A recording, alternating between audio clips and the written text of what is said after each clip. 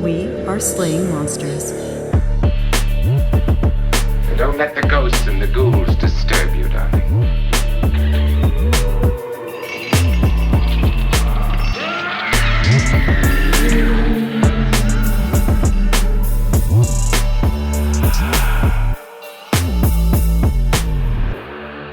I know it's sort of a divisive show, and it can be, but I'm really glad to see House Calls back on the air. Yeah, man. Ghost Adventures, Go to House those Calls. houses. Like, yeah.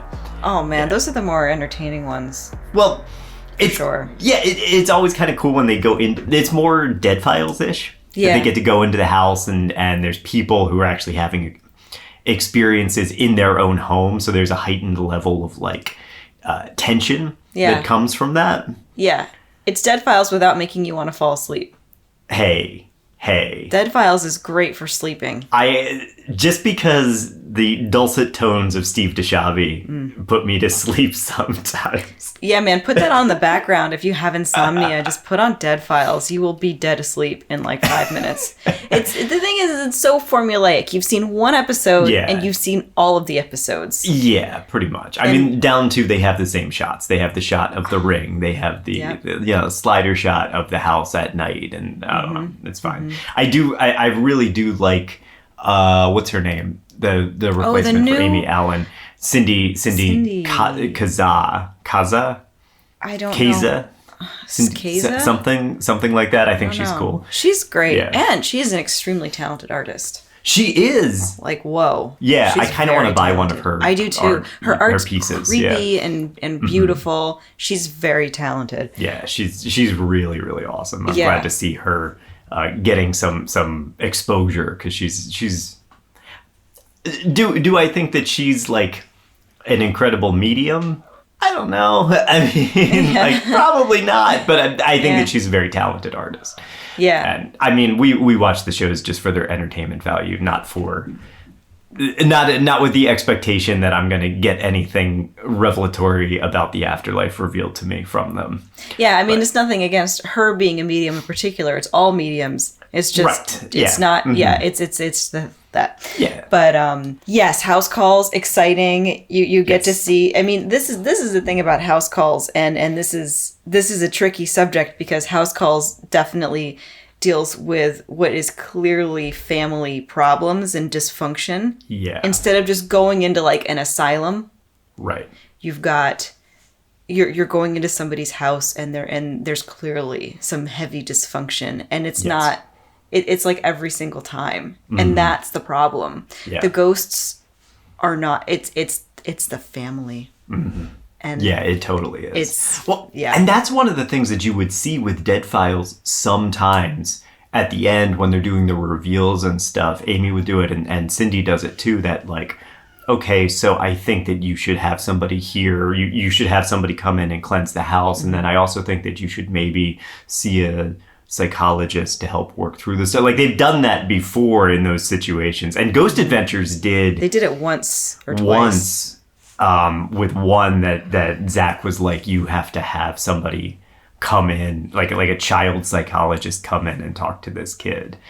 Yeah, it's a very unhealthy parent-child dynamic. Yeah, and they knew, and they saw it, and I wouldn't be surprised if they called CPS. Actually, I don't know. It's really kind of fascinating to see the types of environments that make people or are conducive to these ghost stories. Yeah. Where, it's never a house with great big bay windows and, looking out over a beautiful mountain view. It's always these like outer suburbia type of like dark, claustrophobic, strangely laid out houses from like the 1980s. They're very, very weird looking on the inside, and there's like walls where they shouldn't be, and like the whole spatial relationship of everything inside is just off. Mm-hmm. I think the power of the mind is I think it's a very powerful thing, and I think you can create ghosts and you can create torment and that kind of activity with the environment that you're creating around you. Yeah. Like, I don't think I'm not saying it's spiritual. I'm not saying it's real. I just think that people can drive themselves a little bit, like, too far over the edge, well, you know? And this is sort of what Greg Newkirk and Planet Weird talked about in The Unbinding. Yeah. That, like, fucking love that. Does it matter if the object is truly haunted, or is it just the fact that you believe the object is haunted and therefore you are imprinting your own beliefs on it, and therefore anything that you see that reflects those beliefs or supports those beliefs becomes a true ghost, a true, real, actual ghost. Yeah.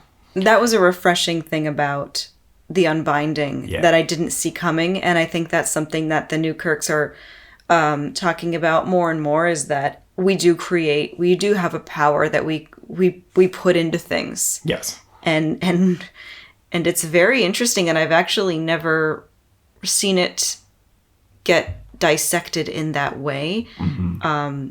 I mean, I think it's something that we think about, like the human mind is powerful and you can create things, but they really do get into it big time, and I appreciate that. Yeah, super cool. Yeah. So, by the way, this is Slaying Monsters. We got Matt across the table. Yo. And I'm EJ, and we're going to talk about the Sloss Furnace. Sloss Furnace.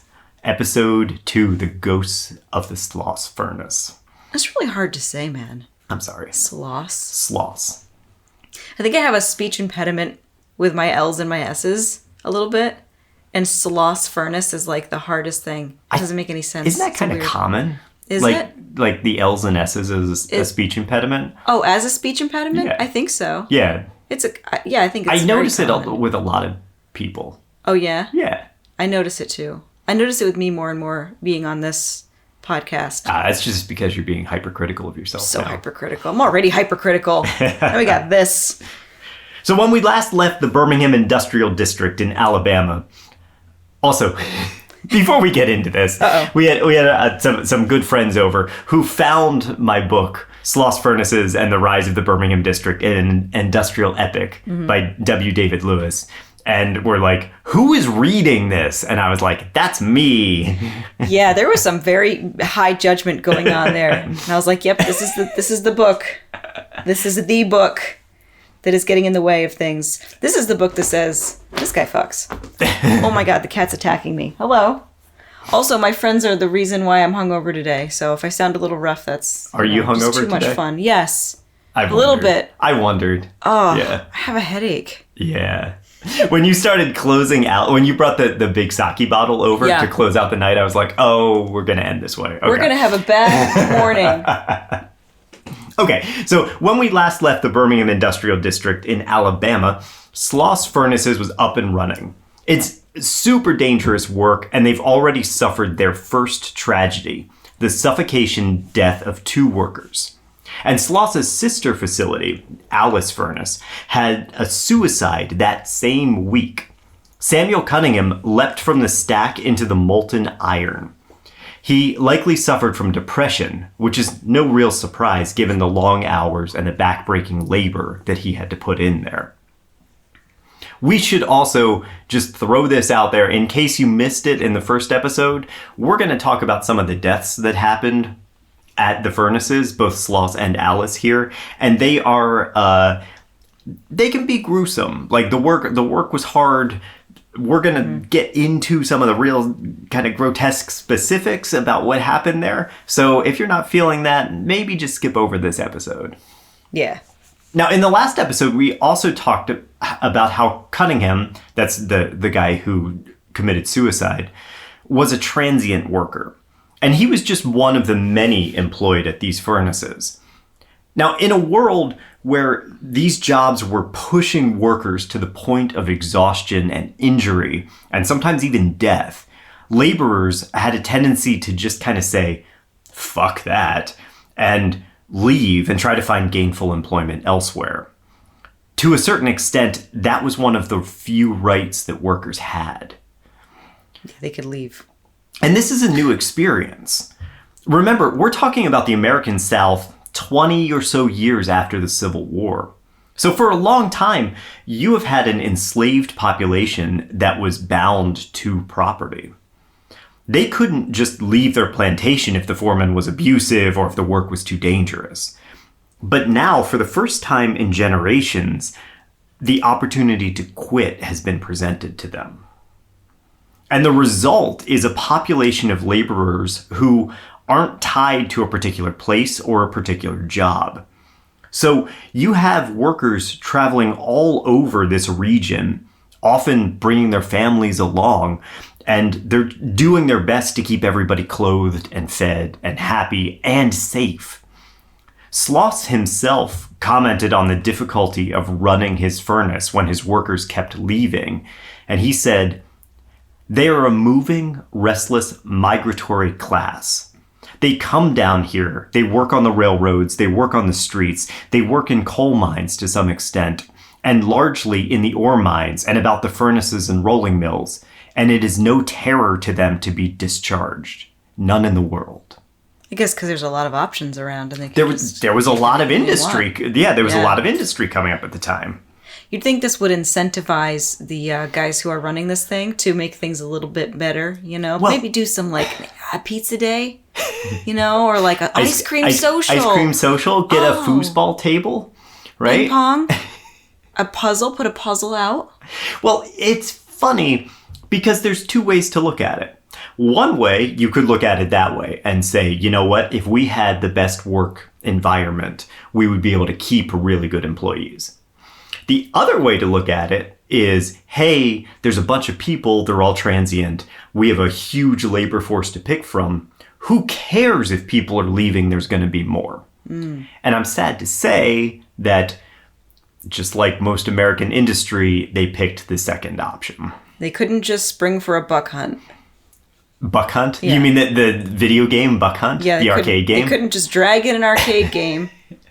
They were just like, oh, you want to leave? Okay, see you, bye. I mean, at the time, they probably could have just taken them on a buck hunt rather than having buck hunt indoors. Just hand them a rifle and turn around and look at the woods. There you go. There's your game. Go kill a deer. Yeah, go kill a deer on your lunch break. You don't get a lunch break. That's your lunch break.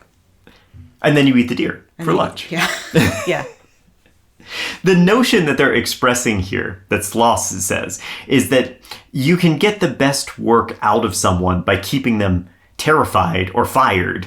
And that's exactly the kind of backward thinking that proliferates even into modern day.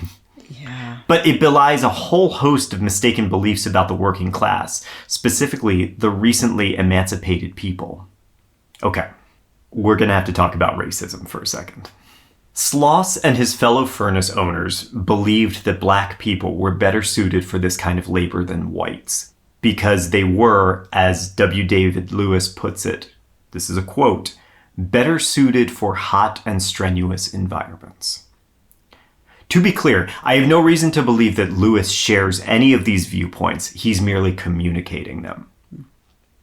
There was also a belief that black men were better suited to manual labor that required, quote, brute force, as opposed to finer dexterous skills. Lewis points out that this is why textile factories tended to employ white women who were considered to be more delicate and meticulous. This created an almost natural segregation where white workers ended up in jobs that required more finesse, and black workers found themselves in positions requiring more physical strength and labor. God damn, that's so racist. Yeah. And this viewpoint was exacerbated by the idea that manual labor was undignified. Now, as Lewis points out, these white workers had a tendency to be, quote, unruly and undependable, which drove business owners away from employing them and toward the black laborers who were more dependable. An 1886 book on Birmingham declared that 90% of furnace workers were black. I probably don't need to say it, but I will anyway. The color of your skin does not indicate how well you perform a task. So it's clear that segregation was alive and well in the industrial industries in the American South even after the Civil War. And it still continues to this day. The Pew Research Center in 2023 found that black workers earned, on average, 18% less than white workers. That's a fuckload of a percentage. Yeah, that's today. And that's 2023. Yeah.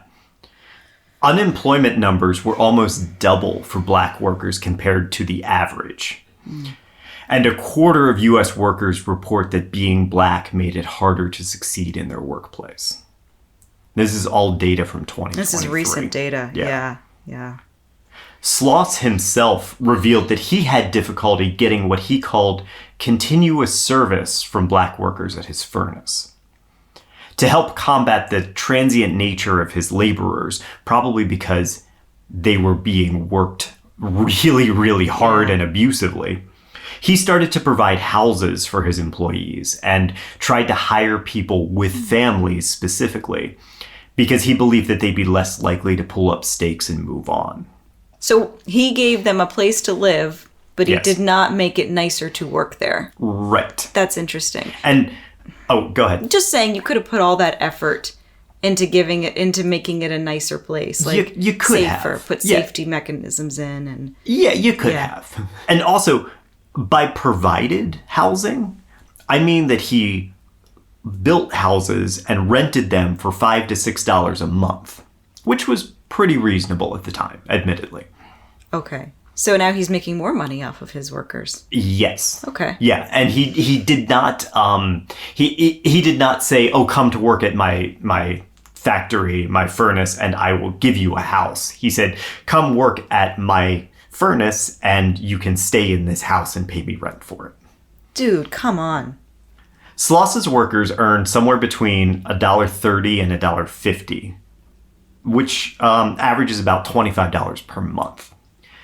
He adopted a probationary period for new workers where he held their first 2 weeks of wages and paid them out at the end of the period, rather than just handing over money every day at the end of the day.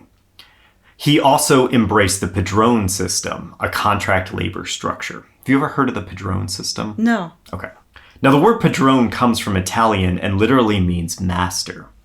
Under the padrone system, there was a labor broker who is essentially a foreman and who they colloquially called a boss. And he helped to facilitate the employment of the laborers.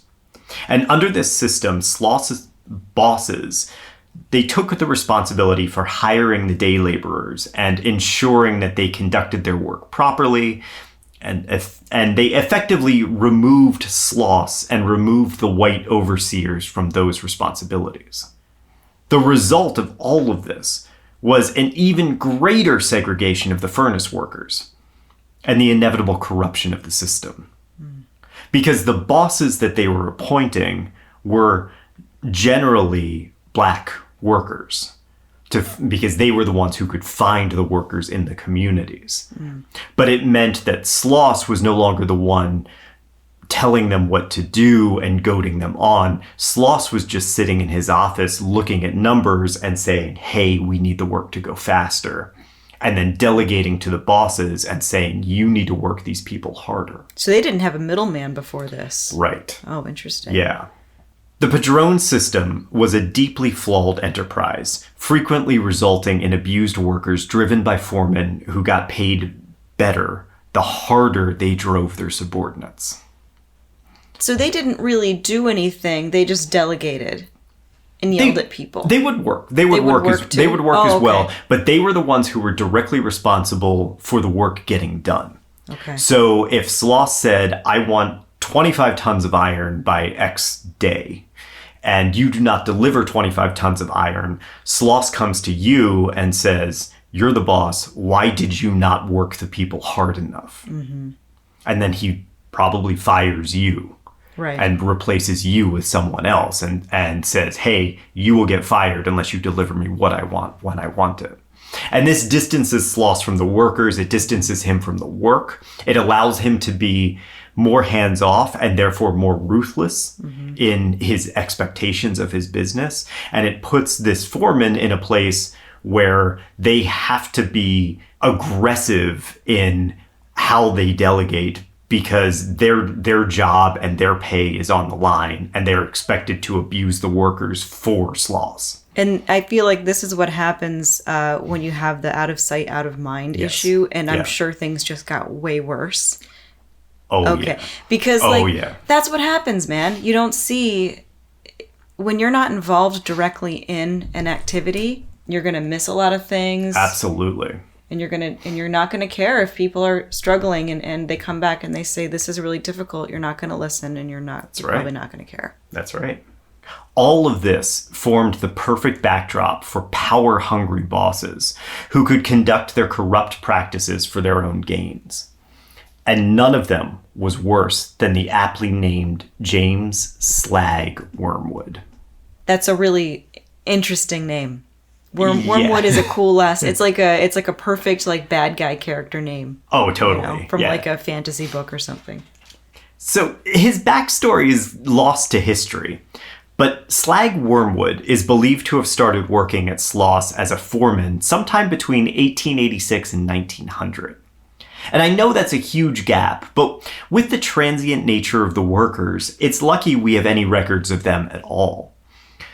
Slag had the unfortunate role of supervising the graveyard shift, meaning he started work at sunset and he punched out at dawn.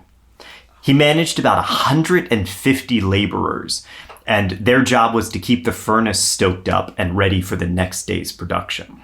Now, according to Delonda Anderson, writing for Appalachia Bear, Slag was responsible for the deaths of nearly a third of his workers. Constantly pushing them too hard and insisting that they work at a breakneck pace, these poor laborers fell victim to all sorts of horrific accidents. In 1888, an engine exploded, scalding the surrounding men with hot steam and leaving some of them blind. Oof. Yeah. In another terrifying incident, a worker took his lunch too close to a boiler cogwheel. And when he wasn't looking, his clothing got caught and the gears began pulling him into the machine. His fellow workers tried to free him, but to no avail, and the helpless man was slowly crushed in the cogs, screaming.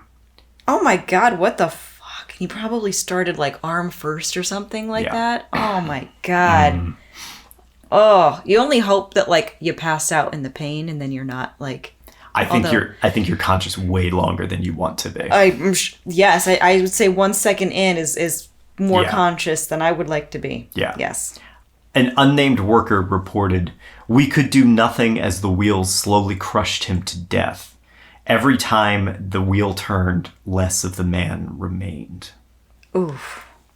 So, if you think about it, it's not really a surprise that the workers on the graveyard shift were becoming accident prone. They're working on an interrupted sleep schedule by minimal electric lights, under extreme heat of the furnace, and in sweltering summers in the south. Yeah. Then combine that with Slag's insistent drive that you have to work faster, you have to work harder at all costs.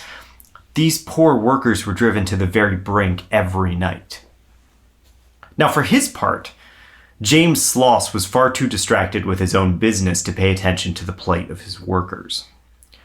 Less than a year after the furnace opened, he built a second stack, hoping to double his output and his profits. But unfortunately for him, he didn't actually have ownership of any mines, and so he was still relying on purchasing coal to keep the furnaces burning. So his profits are much lower than someone who actually owned a coal mine as well.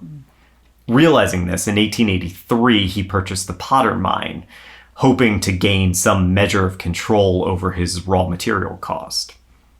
But unfortunately, the ore coming out of the Potter mine was of an inferior quality and was loaded with silica. And when this burned, it created a ton of ash, which coated the inside of the stacks and required frequent cleanings. You remember the cleanings that they were doing when the men suffocated? Yeah, so now they have to do even more of those. Dude, sell the mine. Get another mine. Where are you? There's a lot of mines around. It's not the only mine. People were gobbling them up, though. People didn't want to sell because they were so profitable. Oh, man. Yeah. Yeah, so you're paying top dollar for these mines, especially the good mines. He got screwed because he tried to buy a cheap mine, and it was inferior quality. See, this is a lesson for everybody. You got to buy the high quality thing, because if you buy the cheap thing, you're going to buy it twice. Yep. You're going to buy it 3 times, 4 times. Yeah. It's just... I used to work with a guy from Argentina. Well, his family was from Argentina. And I don't know what the phrase is in Spanish, but he said that there was a phrase that they said that was, whatever is cheapest costs more. Yes. I always like that. It does. Yeah. And it's like, that's so smart. I love that. And it's not only, it costs you more because you're going to have to buy it again and again, but it's like, it costs the environment more because you're tossing things out. Yep. And it probably exploits somebody halfway across the world. Most likely, instead of getting something that's maybe made here. I like that. In less than 2 years, both of Sloss's stacks required substantial repairs from the damage caused by his inferior ore. Those repairs were needed on both of the stacks and ultimately cost him double. And on top of this, he realized that he needed to add regular cleanings to his labor requirements, which meant time that his furnace couldn't be producing pig iron, which was the thing that actually made the money. So it's pretty clear that Sloss had dug himself into a hole. According to his own estimations, his pig iron cost over twice as much as that produced by the Woodward Iron Company. Birmingham's industrial district kept chugging along, unbothered by Sloss Furnaces' mistakes. It's now being called the Magic City, or the Pittsburgh of the South, and thanks to the incredible boom of iron and steel production, Sloss Furnaces and the Woodward Iron Company are flooding the market. And they're selling and shipping all over the country. Sloss, he's trying to participate in this as much as he can, but frequently he's finding himself outbid, and even more frequently he's got to stop and do repairs on his facility. Man, he's really screwing himself over here. Yeah. This is one of those situations where he got in not realizing what it was going to entail, and he was just in way over his head. Was he one of the first ones to hit the scene? He was. So Sloss Furnaces was the first one. Okay. Debard established that. That was the first of these modern furnaces. There had been furnaces around before, but these new furnaces that utilized the coke process. By 1886, now nearly 70, and faced with difficulty at every turn, Sloss decided to hang up his hat. He sold an option to John Johnston, the head of the Georgia Pacific Railway. This started a period of rapid expansion, backed by a group of financiers known as the Sloss Sheffield Steel and Iron Company. Within a decade, the president of the company, James McQueen, launched a massive plan to upgrade the plants and their ovens. And then that starts to get into the stuff that made my eyes cross in the book. Oh, really? Yeah, it gets there's a lot of like corporate entities like buying the plant and doing some couple little maintenance repairs, and then it gets sold to some other entity, but it's not a person. It's all stuff like this: the Sloss Sheffield Steel and Iron, blah blah blah. And then so we save the audience and say things just shifted around for a while. Yeah. The plant changed hands for a while. Okay. We're going to walk you through every little detail. Sloss died in 1890 at the age of 70. He was buried in Birmingham's Oak Hill Cemetery. Despite his difficulties with his own furnace, he is remembered as one of the founders of the Magic City, a dynamic businessman with a vision for the future. In 1892, Henry D. Bardeleben sold his Sloss Furnaces to the Tennessee Coal, Iron, and Railroad Company, another one of these like conglomerate corporate entities, and stepped into the role of vice president. D. Bardeleben immediately attempted a takeover of the company by purchasing the stocks, much like Bruce Wayne in Batman Begins. Using a shill to drive down the stock prices, D. Bardeleben tried to gobble up controlling shares of the TCI Railroad, hoping to just take over the entire company himself. He was ultimately unsuccessful, and he lost most of his money in the process. Damn, isn't that like illegal what he's doing? I think so. When the gold reserves plummeted in the Panic of 1893, D. Bardeleben was forced out of the company and ended his career. Now, incidentally, that economic downturn was the same one that breezed by Sarah Winchester, who chose to keep her workers employed at the cost of her own fortune. Oh, right. So you see some interesting different perspectives when it comes to this type of world. Right. She's nice, they're bad. Yes, pretty much. Wow, these furnaces did not have good ends. It's like they... No, not at all. Yeah, like they didn't have happy endings in any way here. No. They didn't really deserve it. They didn't really treat people well, so... It's funny because they didn't. The work was really difficult. They didn't treat their workers well. They, under the Padron system, they structured it in a way where they could maximize profit at the cost of their workers and just throw them aside when they didn't need them. And yet they were such a vital part of the rise of like the industrial era in America. That's a really good thing that we learned from this, and we don't do that anymore. Oh yeah, it's good that there's no worker exploitation in America anymore. No, not at all. Everybody's like very fairly treated, and it's great. We understand the importance of our workers and how they are actually the reason why corporations succeed. Yeah, and the workers are always put first now. Always above put profit. first. Yeah, man. When I think about like a McDonald's, I'm like, they have it well. I mean, those workers are really like, how do I get a piece of that? Yeah. So in 1905, Alice 1, the first furnace stack was dismantled, followed by the second in the late 1920s. Despite her initial success, Alice Furnaces ultimately lost the battle. By the 1940s, the site had been transformed into part of the I-65 interstate. Meanwhile, work at Sloss Furnace continued as dangerously as ever. In 1892, during a renovation of one of the ovens, a scaffolding gave way, taking 8 men with it. Oh. Apparently, they had been installing a new forge, and the weight exceeded the load capacity of the scaffold, which made it collapse. 2 men died in the collapse, John Stanton and John Ritchie, and 6 men were injured.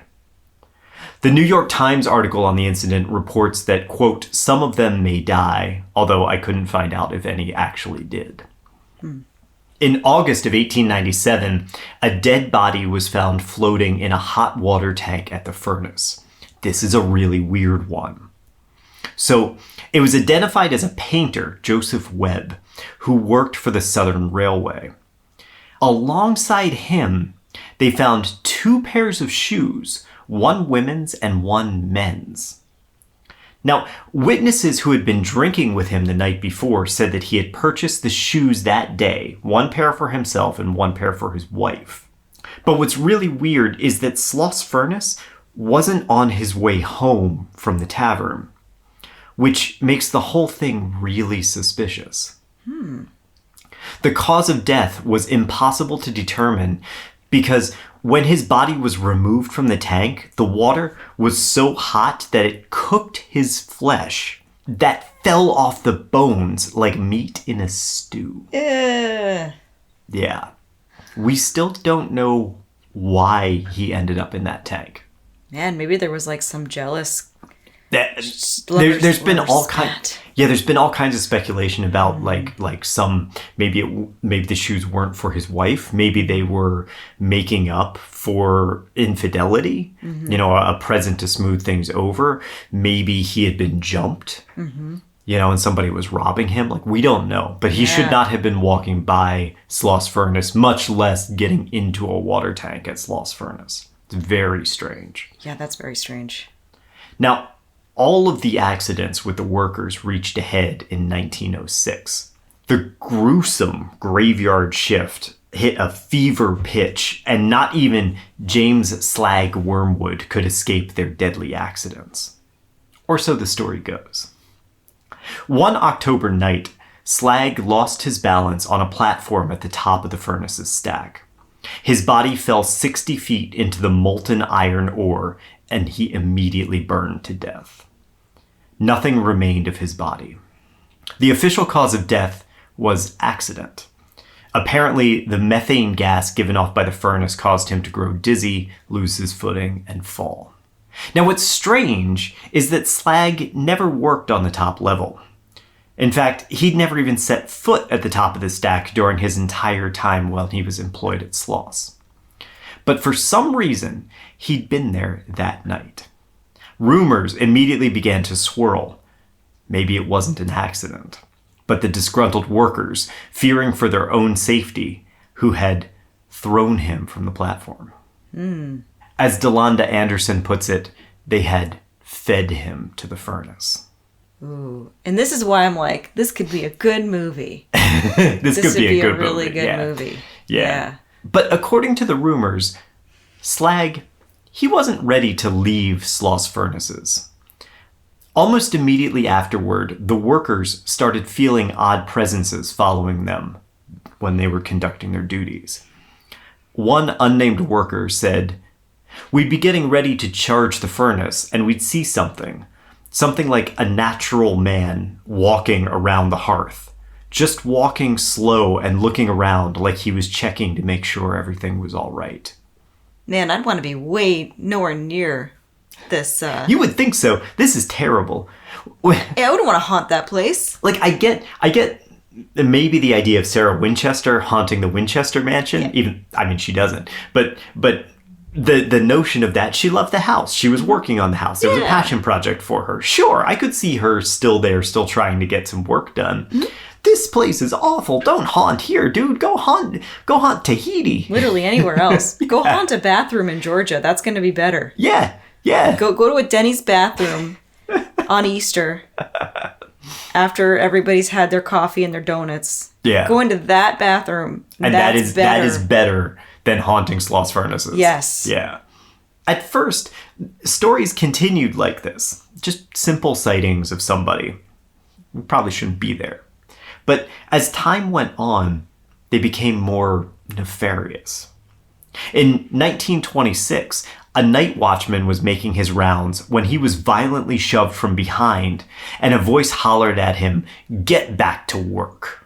He searched the area, but there was no one there. I feel like that was just his guilty conscience. Yeah. Being lazy. Yeah, nobody talked about the fact that he was like smoking cigarettes and watching TV at the time, right? Listening to records. Yeah, he's like, I feel bad. 20 years later, in 1947, 3 of the furnace's supervisors disappeared from their posts.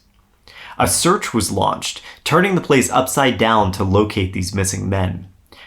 They were finally found unconscious and locked inside the southeastern boiler room. When revived, they shared their story. The men had been approached by an unknown worker who was covered in burns. When they tried to get help for him, he lashed out at them, hollering at them to, quote, push some steel.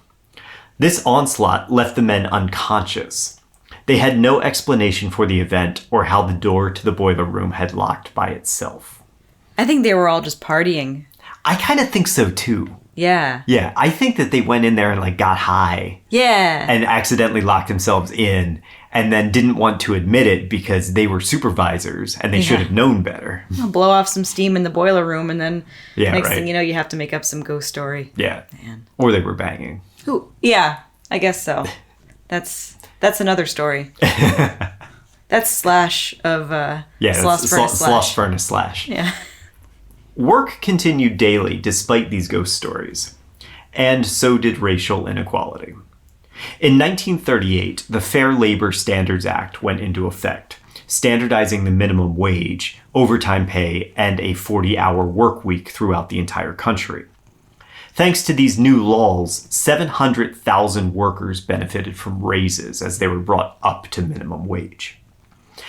As a side effect of this act, manual labor jobs, like the jobs at Sloss that were once seen as unskilled and low-paying, became much more attractive because now you have to pay minimum wage. Yeah.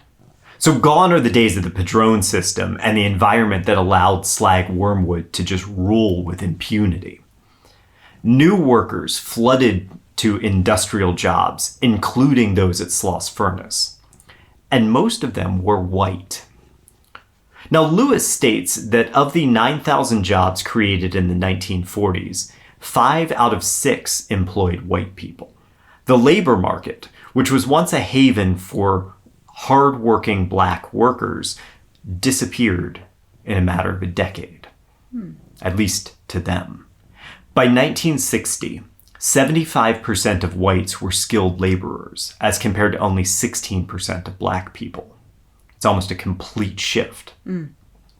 This created a feedback loop because as less black people were working, they had less influence in unions and therefore less control over their presence in the workforce. One union official said, "The best way in the world to keep the wages of whites down was to keep the blacks a little lower." Man. In 1951, a particularly insidious amendment was slipped into the Alabama Constitution. It required anyone applying for voter registration to provide, quote, moral character references. Moral character. Whoa. Yeah, 1951. So these moral character references must be already registered voters who would essentially affirm that you were a reasonable person, and then you would be allowed to vote. Oh my God.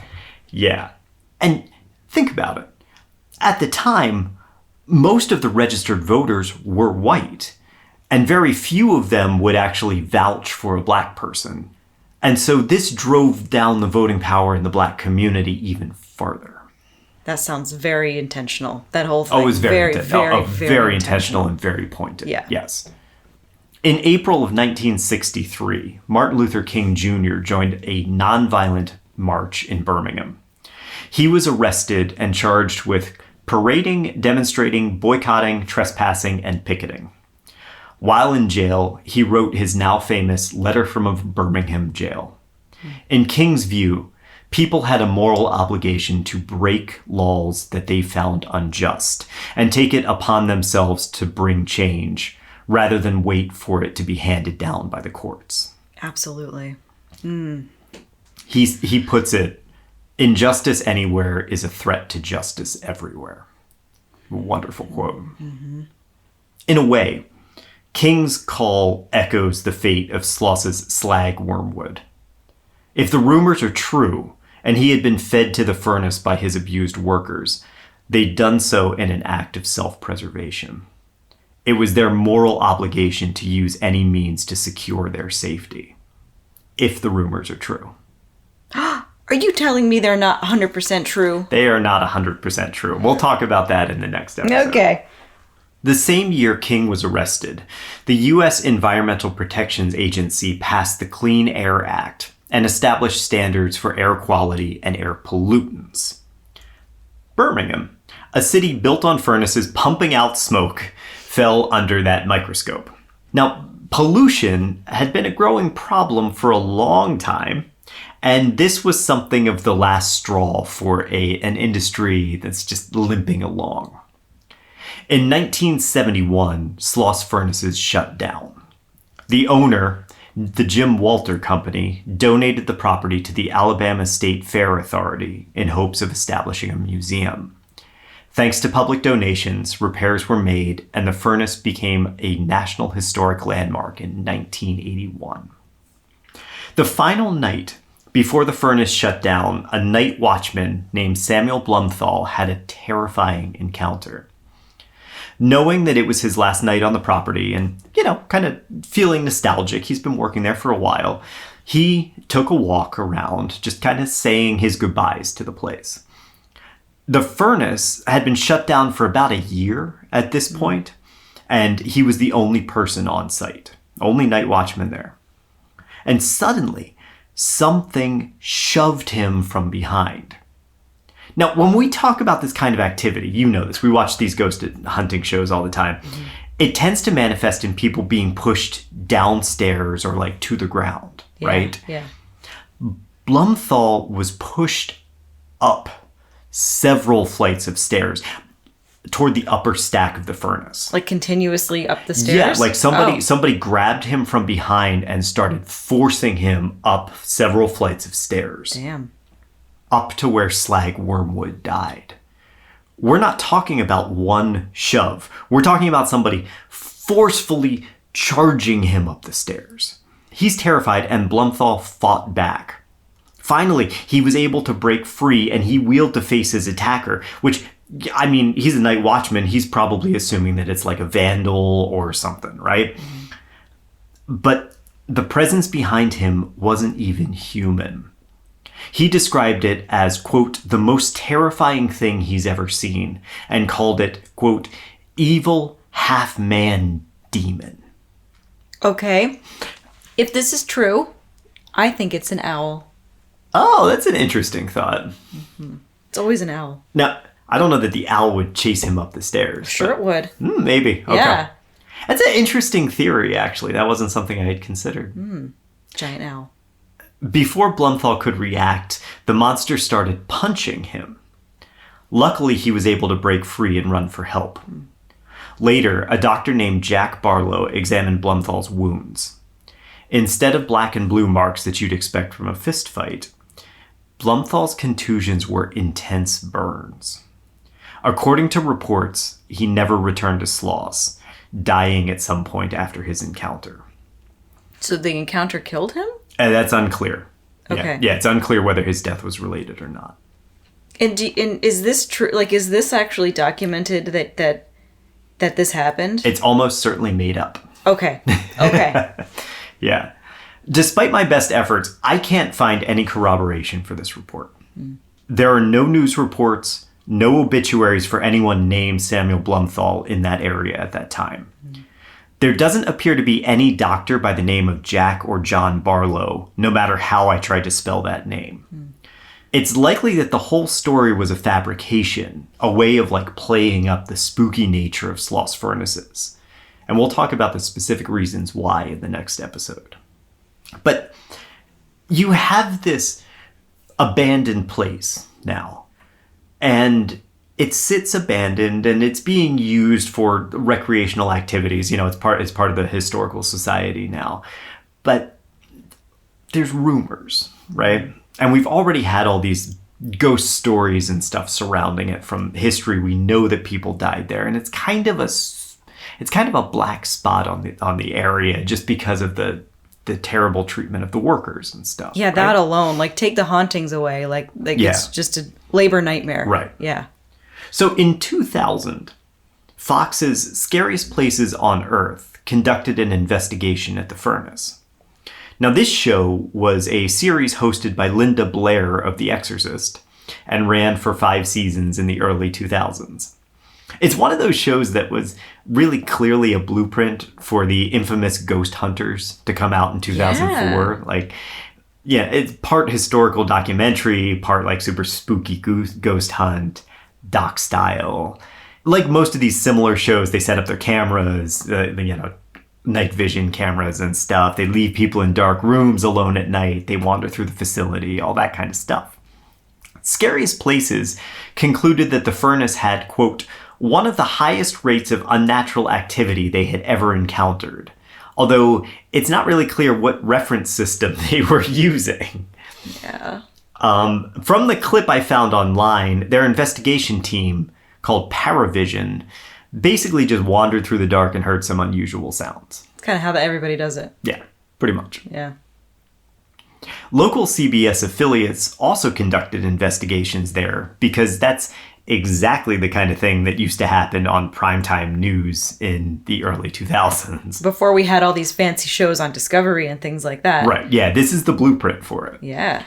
These didn't turn up much more than like eerie feelings and strange sounds, both of which neither prove or disprove anything supernatural.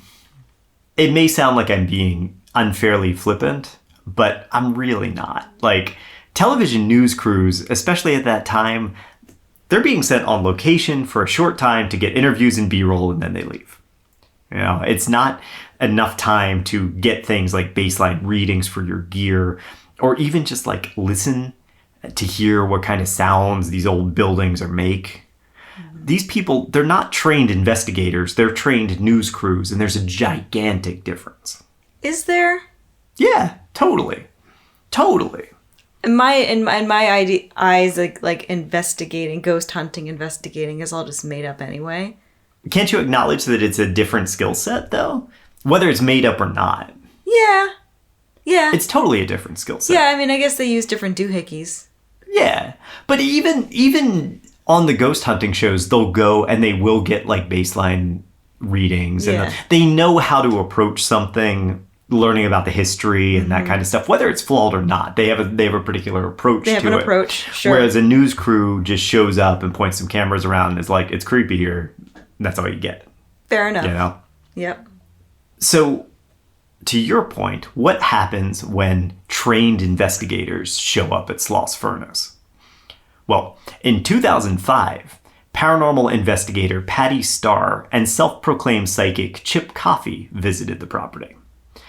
And their investigation was televised by the show Airline, which was a very strange program on A&E produced by Southwest Airlines and featuring the antics of their employees and customers. So Chip and Patty flew on Southwest Airlines to get to the furnace, and then they investigated. And because of that, they were like featured on this show. In what year was this? 2005. That is such a 2005 idea. It's so weird, dude. What were we thinking back then? We were so funny. And it's funny because it's totally the kind of thing that would now be on like Southwest Airlines Plus or something like that, and you would watch it in flight. You would only have access to it in your seat. Yeah, totally. It would not exist, and nobody would watch it. Right. I know, I'm sorry. Oh, I know, it's too bad. True. But it's true. But it's true, like it would, yeah. While investigating the furnace, Chip's hand started bleeding. The TV show really played this up as if it was some mysterious event, apparently discounting all the rusted metal that was around them as they were walking. Now, Patty and her crew snapped a few photos and captured several pictures of ghostly orbs. And the crew got really excited by these, as if they captured some real legitimate evidence. You want to talk about orbs, EJ? Yeah, sure. Okay. Because these things, they're one of the battlegrounds for paranormal investigators, right? Because some people swear that orbs are photos of legitimate ghosts, and others claim that they're camera artifacts or bugs or dust or whatever. Sure. And some people even go so far as to capture an orb and then try to debunk that as not being dust. This is something that Ghost Adventures is very famous for. They love their orbs. Can't get enough of them. So who's right? Oh, are you really asking me? Sure. Okay, I think that they are actual real ghosts. Okay, they're not. Because if I wanted to come back from the dead and bother you, I would come back as a little glowing ball because I think Tinkerbell is awesome. Tinkerbell is awesome. And I'd want to be like Tinkerbell. I wouldn't want to be like some weird, like, disembodied head or like some scary shadow figure. Well, maybe they're doing it just because disembodied heads is too creepy. And Tinkerbell is very far from creepy. Yeah, they're saying hello in a friendly way. There you go. So I think they're real. I think they're real spirits. They're not. There's a whole host of mundane things that can cause the orb effect on a digital camera or camcorder. In film, we tend to lump all of these under the phrase backscatter. So that refers to any light being reflected off an object or objects in the frame and directed back at the lens. And typically that happens in a diffused way. Okay, so think about this, right? You take a handful of shiny confetti and you throw it in the air and you take a picture of it. Nice and fabulous, right? The camera flash will reflect off the confetti pieces at different intensities because some of it's going to be nearer to the camera and some of it's going to be farther away. Mm-hmm. So some of them might appear blown out while others might be in shadow. Sure, you can picture that, right? Yep. That's how backscatter works, essentially, because there's just dust floating in the air, even though we might not be able to see it. Oh, interesting. Okay. Now, with the advent of cameras with built-in flashes, backscatter became a very popular spirit photography trick. You think about it, right? You're walking around old, dusty locations, you're bound to kick up some of that dust. Yeah. If you take a flash photo, the light that's coming from the flash will reflect off the dust, create the illusion of things in the frame. And you probably didn't see them because they were the size of dust particles. Dude, how come we have never talked about this? You and me? Or just... Yeah, you and me. Oh, I don't know. It's crazy. All the orbs we've seen on Ghost Adventures, and you were never like, you know what that is? I also never said, you know what that is? A ghost. No, that's just me saying that's a ghost. Right. It's Tinkerbell. Now, admittedly, it didn't take long for this explanation to come out. And to their credit, most ghost hunters adapted. They started taking photos with their flashes turned off. But they're still taking them in those dusty environments, which is all well and good, but you get a whole other set of problems. So for one, without the flash, your image is going to be too dark, obviously, right? So a fix for this can be lighting the environment with like a flashlight or an on-camera light. But that's no different than using a flash. You've still got light bouncing around the environment, reflecting off the objects, scattering back toward the lens. Mm-hmm. So now you're actually even creating a different problem, and that's lens flares. So lens flares are what happens when light scatters in the glass of a camera lens. This creates all kinds of artifacts, from like big circles to colorful rings, starbursts, and sometimes even streaks, like horizontal or vertical streaks. Every lens's glass is different, and therefore so are their flares, and they can manifest differently depending on where the light is in the frame. Mm-hmm. And so it becomes really difficult to predict just how a flare is going to appear because there's so many variables surrounding them. And also, they kind of become hard to replicate because of that. Yeah. And if they're hard to replicate, they're hard to debunk. Now, you could, instead of using a light to make up for the dark photo that you're taking, you could shoot with a slower shutter speed, which would allow more light to enter without the need for artificial illumination. But this means that any camera shake becomes much more pronounced and your image becomes blurrier.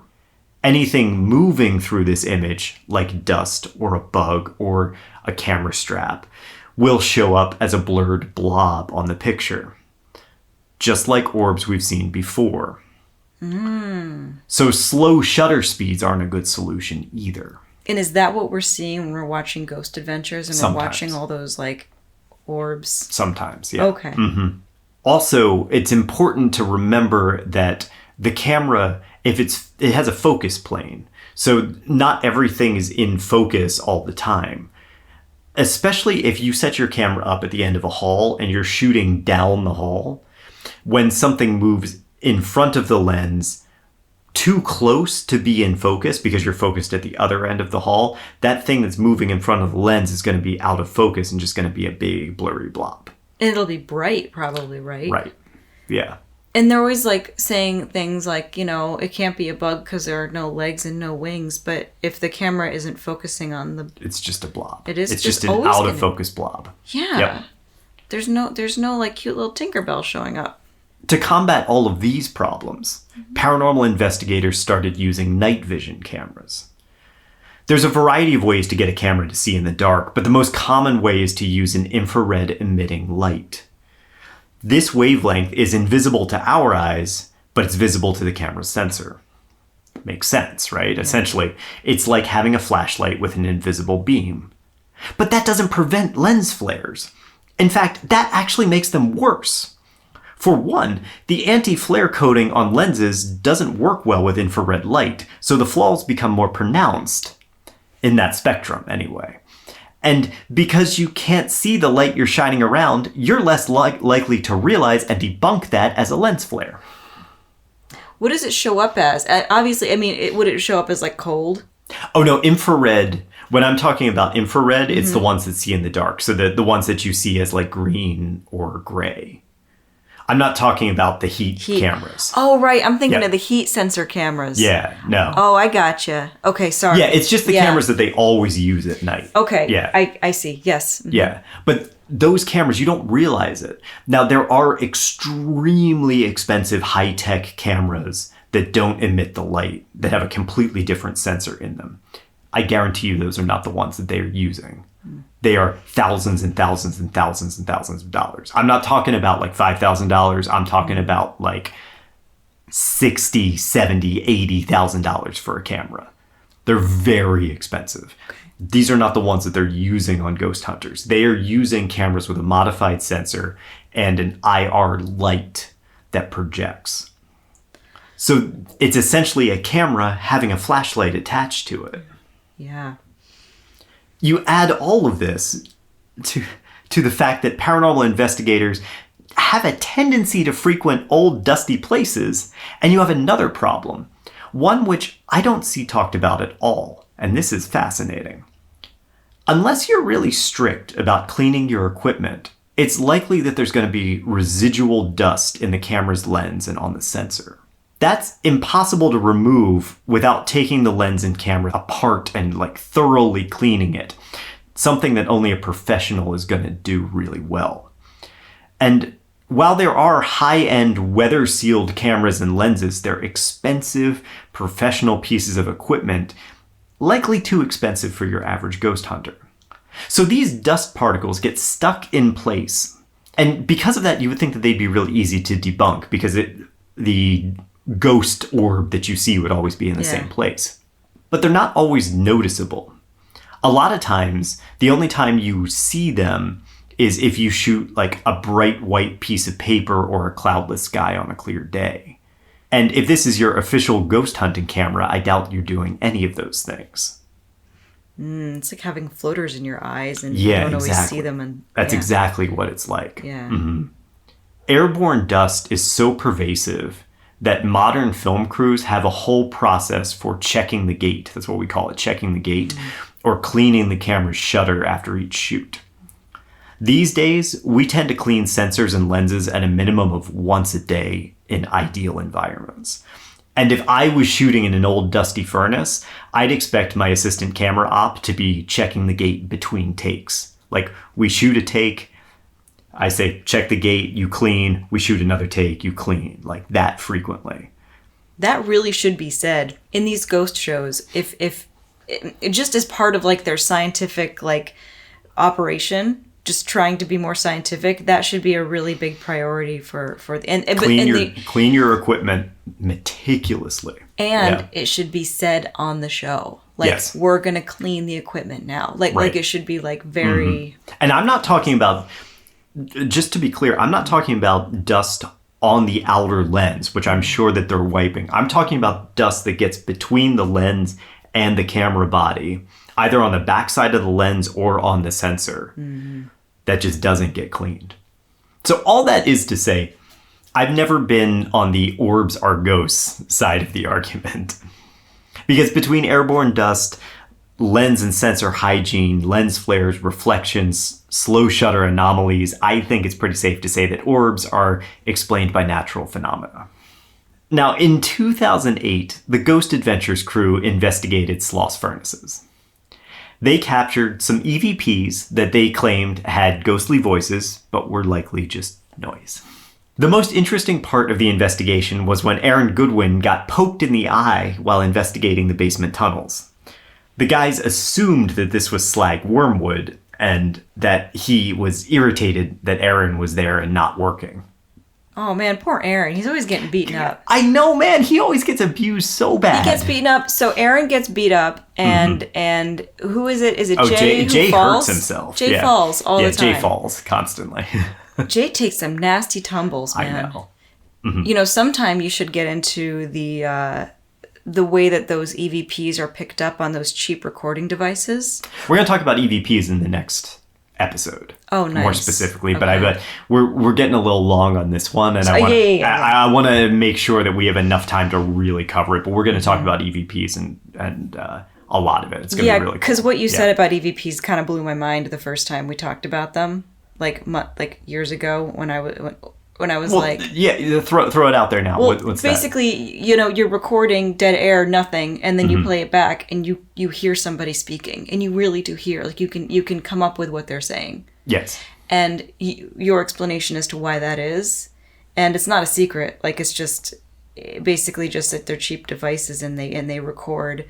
What is it like? They're constantly picking stuff up. Are you talking about the devices that start and stop? I think so. Yeah, so those recorders that you're specifically talking about, they're the Panasonic DR60s, and they were these terrible. They were supposed to be like a note-taking type of device that you would have in your meetings and whatever, and they were specifically designed so that they would start and stop recording when they picked up sound. So, you know, if you were listening to a lecture or something and there was some quiet downtime, they wouldn't be recording that to maximize their recording time and, you know, just make it nicer for the playback. But the problem is, first off, their sensitivity is like wonky and all over the place. So sometimes they recorded stuff when there was nothing there, like literally nothing there. And then secondly, when you have this, you have a bunch of broken up times where the recorder thinks it hears something, but it doesn't actually hear something. And so you get this garbled noise that gets all smushed together because the recorder's like, oh, I think I hear something here. I hear something here. I hear something here. And then over the course of like 3 minutes running it, you get 10 or 15 seconds of... Yeah, because you're not getting the space. Exactly. Yeah. Yeah, but they were notoriously bad. They actually got recalled because they were so bad. And now ghost hunters have... And not just the show, but like ghost hunters writ large have embraced these recorders because they're so good at picking up EVPs. They're not. They're just good at giving you what you want to hear. They're giving you noise, and then you're putting your beliefs on it. Again, we're going to talk more about EVPs and how all of this happens in the next episode because I want to be able to devote the time to it. But yes, those particular recorders are notoriously bad. And it's really funny to see these people pick up devices that are shitty and be like, oh, look at the results that I get off this. No, you don't get ghost results off of this. You just get shitty quality. Yeah.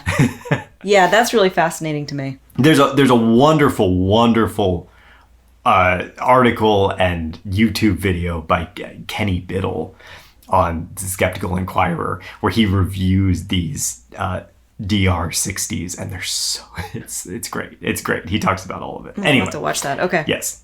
Sloss Furnace continued operation as a historic landmark throughout the intervening decades. And today, it's the only preserved 20th century blast furnace in the US that's used as a historic site. It hosts historic tours, festivals, runs weddings and concerts. It's a really cool venue. Yeah, it seems really cool, actually. Oh, and for 22 years, it was also home of a haunted attraction called the Fright Furnace. And this is where the mystery begins to unravel. Because as we've seen time and time again, the real ghost stories aren't quite what they seem. But we'll talk about that and the truth behind the Sloss Furnace hauntings in our final episode. Yay! Final episode! Yay! This is scary. Yeah. And way entertaining. Yes. Not boring. Oh, like you mean book. the series at all? Okay, the whole great. series. Well, I'm glad. Like it. I think it's really interesting. I'm glad to hear that. Can't believe I'm saying that about a furnace. My God. Well, yeah. I mean, it's about Sloss Furnace. It's about how American industry changed. Yeah. And the way our opinions and viewpoints of workers changed throughout that time. And then it's also when we're going to get real deep into some of the ghost investigation stuff that happens because Taps, the ghost hunters, went there with Meatloaf. What? Yeah. So there will be Meatloaf in the next episode. Oh my God. Yeah, it's gonna get real interesting, and then we will talk about why these stories are so pervasive and what caused them to ultimately make Sloss Furnace into the most haunted place in America. And it's not the ghosts. Oh, that's really cool. Yeah. Meatloaf is the best. What if Meatloaf haunts that place? I mean, I would assume that Meatloaf does if Meatloaf haunts anywhere. Yeah. That'd be great. Mm-hmm. Bat out of hell, baby. That's right. Oh, man. R.I.P. R.I.P. I love meatloaf. Not the food, but I love meatloaf. No, I actually hate meatloaf. I hate the food. We're watching Kitchen Nightmares, and there's old episodes, but every damn restaurant's like, I have the best meatloaf. And Gordon Ramsay's like, this is terrible meatloaf. I'm like, there is no good meatloaf. This is like an old thing, an old generational thing. I really need someone, like some excellent meatloaf somewhere. I need to go somewhere that has really legitimately good meatloaf, or somebody who makes good meatloaf to give me good meatloaf, so I can be like, oh, this is what it's supposed to be. You know, because it just seems weird. Yeah, it's freaking weird. And you know what it is? Like I'm kind of a vegan now, so I'm just like, sure, yeah. I'm out of the game here. But meat wrapped up in stuff, no. Like never liked that. Like meat with bread in it, or meat with like other bits of crap in it. Oh, like it's disgusting your turduckens. Ugh. Yeah, but that's just animal chimera you're eating. Or you watch the videos of like the people taking a hamburger and then stuffing pepperoni and cheese inside the hamburger. Yeah. And then like, yeah. Uh-huh. It's just like not right. And I think that's my main thing with meatloaf. That's my beef with meatloaf. Ha. All right. Oh my goodness, everybody. I guess that's it, huh? Yeah, there we go. That's it. Until next time. Yeah, and then the next episode, we're going to learn the truth behind all of this. Ooh. Can you handle it? Can you handle it? EJ, think about what you think the truth is, and we'll talk about it next time. Hey man, if you can't take the heat, get out of the kitchen. Get out of the furnace. Get out of the furnace. That's right. Cool. All right. All right. Thank you all for listening. Thanks for listening. Be safe out there. Thanks for listening to Slaying Monsters, the Paranormal History Podcast. If you like the podcast, there's a couple ways to show your support. You can tell your friends, you can leave us a rating and review on your podcast platform, or you can head over to slayingmonsterspodcast.com and click on the Support Us button to leave a donation. For questions, suggestions, and other feedback, reach out to us, slayingmonsterspodcast@gmail.com, and stay up to date by following us on Instagram @slayingmonsterspodcast. Your support helps us grow, and we are truly grateful to have our listeners and community.